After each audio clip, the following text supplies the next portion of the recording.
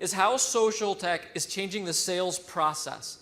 So I want to give you some views of how I see it changing the sales process, and then how I see you can add some skills to what you're doing to be able to leverage this whole phenomena. Okay? So the first thing I thought, I'd just show you another viral video, right? Because viral videos are powerful, but I just want to kind of show you this one. This is an awesome example that's being done out of the consumer good products industry. If you've never seen these, this is a clip from one of the shredded wheat commercials that they do on the internet. There are 6 of these that they've done. Okay, I'm going to show you one of the last. It's just a clip from one of the last ones that they did. But let's look at it, and then I'll tell you a little bit more about what they did with viral video to try to sell product. The advertising agency has some great ideas. Advertising? Oh, June, that's the last thing we need. Advertising is why society is broke. Ads show good-looking, happy, successful people with stuff we can't afford, so we borrow from. If you look back pre-80s, it was all relationship selling. Okay, and some of you, like you, sir, are old enough to remember this, right? Did you read Zig Ziglar's books? Did you read Dale Carnegie?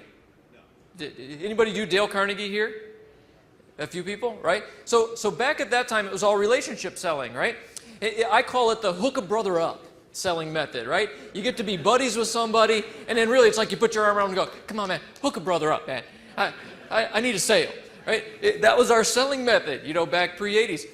And then after that, we got into solution-oriented selling. It got a bit more sophisticated, right? Now it was make them sick and make them well.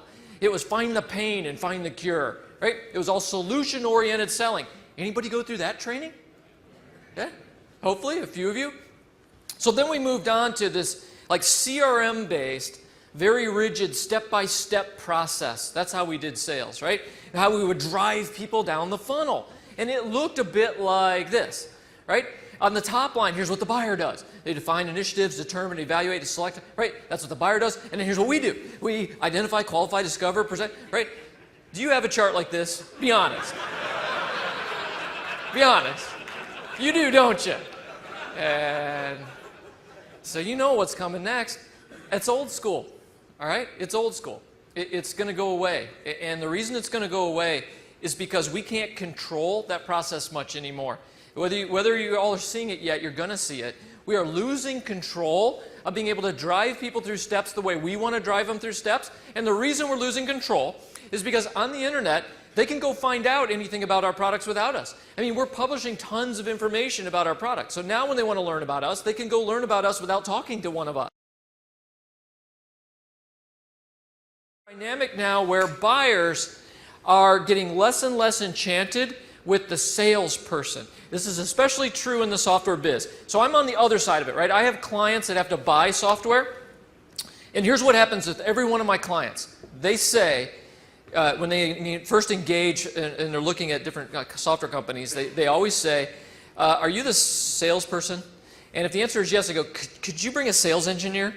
And what they say when they hang up is, hey, you know, no one listens to the salesperson, right? They're just going to come, they're going to promise everything, they're going to tell us everything we want to hear, and then they're going to leave, and we're never going to be able to find them again. So we have to make sure we have the engineer in the room. I mean, that's what's happening on the other side, which hopefully you know it. I mean, for some reason, the reputation of salespeople has been dropping, okay? And now they want industry experts. So what every buyer wants is they want you to be an industry expert. And if you can't separate yourself from being a salesperson by being an industry expert, you got problems. Like you can't close things as well because they look at you as just being a peddler, all right? And then also products are getting more complicated. Here's what I think. Products are all moving to one end of the spectrum or the other. They're being commoditized or they're getting more complicated. So like insurance, buying insurance, it used to be you had your neighbor was an insurance person, came to your house, sold you insurance. But now it's gotten commoditized. So you can just go online and buy it. You don't need that salesperson anymore. At the other end is what you do. It's getting more complicated all the time. But because it's getting more complicated, that's why they don't want a peddler. They don't want a salesperson. They want an industry expert. And if you can't prove you're an industry expert, then in their minds, you're the commission hunting salesperson that's going to be gone whenever they need to talk to you later. Okay, that's just the way people are viewing. That we got in touch with people by word of mouth, traditional advertising, marketing, right? We identified somebody, and then we tried to create a relationship, and we tried to get them to take an action.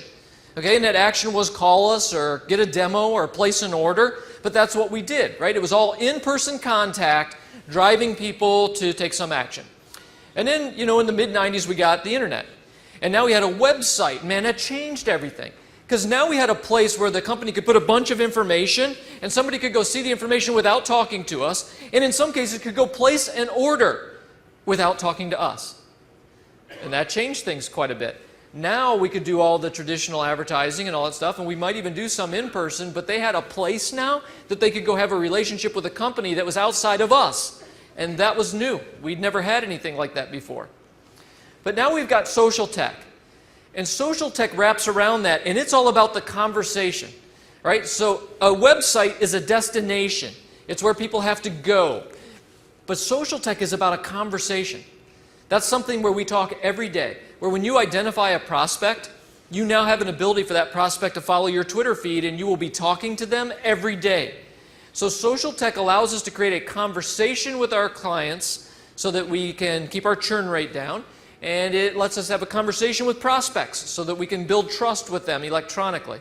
And what we're hoping to do is create this kind of dynamic.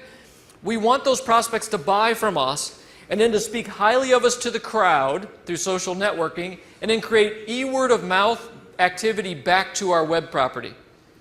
That's the new model.